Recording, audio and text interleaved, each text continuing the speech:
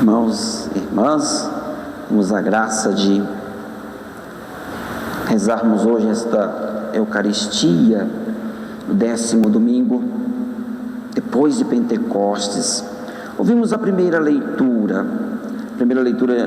de hoje, que nós ouvimos a carta de São Paulo aos Coríntios, capítulo 1, 1 Coríntios, capítulo 12, aliás, do 2 até o 11. Nós temos aqui essa carta que possivelmente teve uma motivação específica. Porque Paulo precisou escrever a uma comunidade falando, exaltando, por assim dizer, o Espírito Santo, mas mais do que isso, para dizer, é o Espírito Santo que age na Assembleia. O Espírito Santo age em todos os que se abrem à ação do Espírito Santo, obviamente, mas para dizer, não tem um ministério maior, melhor que o outro.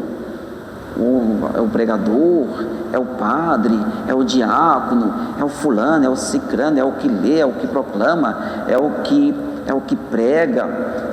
Parece que lá na comunidade de Corinto, no tempo de Paulo, havia essa disputa, essa rivalidade. Aqueles, não se tem precisão se é isso mesmo, né? Não se pode precisar, foi essa situação.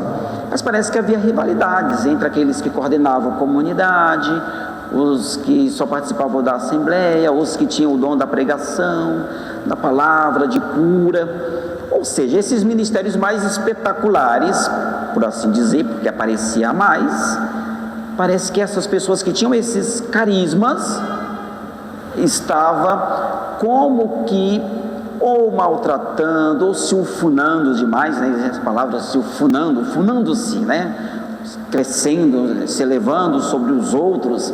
E aqueles que tinham os ministérios mais simples, tinha o hostiário, ficava na porta da igreja, que é hoje a nossa história da acolhida, né? Fica lá na porta, acolhendo, vendo se não tem alguém que faça alguma coisa contra os fiéis ou contra a Eucaristia, mas ficava mais escondidinho. Aqueles que limpavam a igreja, tem o ministério de limpar a igreja, né? Desde aquele tempo, precisava de alguém para limpar a igreja, tirar o pó, limpar os bancos, preparar as alfaias, lavar as alfaias. Esses ministérios não apareciam. Agora aqueles da pregação, da coordenação, ou sacerdotal, ou diaconal, etc., parece que havia essa espécie de elevação.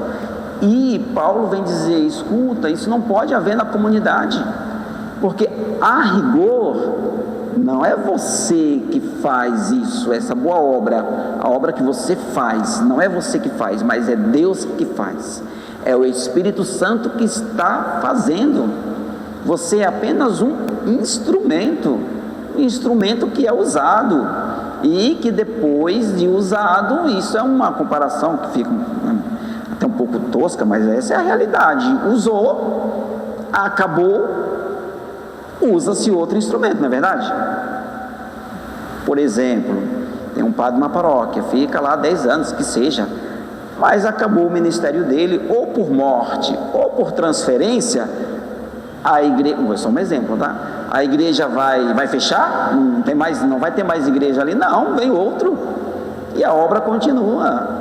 O coordenador de qualquer coisa, do que quer que faça, mesma coisa, porque é o Espírito Santo que age.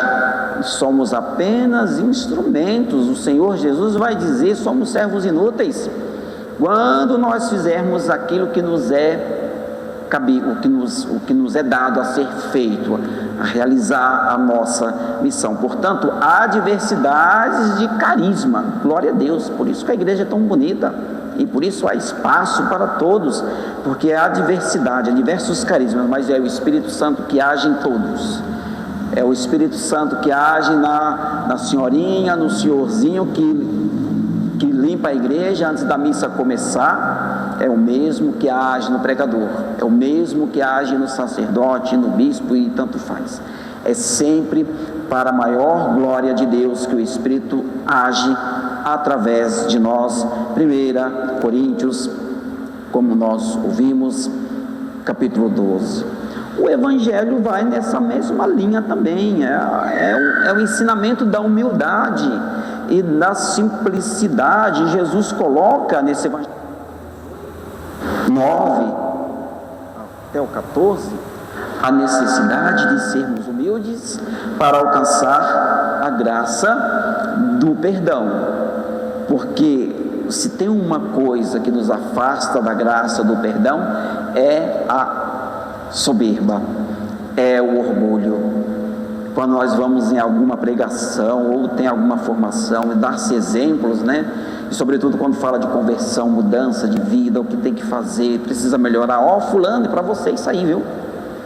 Fulano está escutando isso aí, tem gente que manda até mensagem, liga agora, está passando pregação, uma canção nova, tão bonita, serve para você essa pregação, e às vezes serve para nós, às vezes é para nós essa pregação. E Jesus vai dizer, veja esses dois homens, um subiu ao templo para oferecer o sacrifício, um disse, olha, eu não sou como os homens pecadores. Ele foi enumerando as coisas boas que ele faz. De fato, se ele, o homem do Evangelho de Lucas 18, se ele realiza mesmo todas aquelas coisas que fez, muito bom, glória a Deus. Não estamos dizendo que não tem que fazer isso, não, tem que fazer mesmo. Mas e os pecados deles? Quantas coisas boas nós não fazemos também, né? Fazemos muitas coisas boas.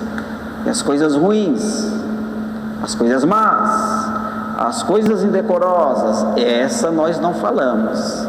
Essas ele não quis falar, só falou do dízimo, que jejua, não é como os homens ladrões, desonestos, e as coisas que ele faz e que não são tão boas e que ele não falou, né?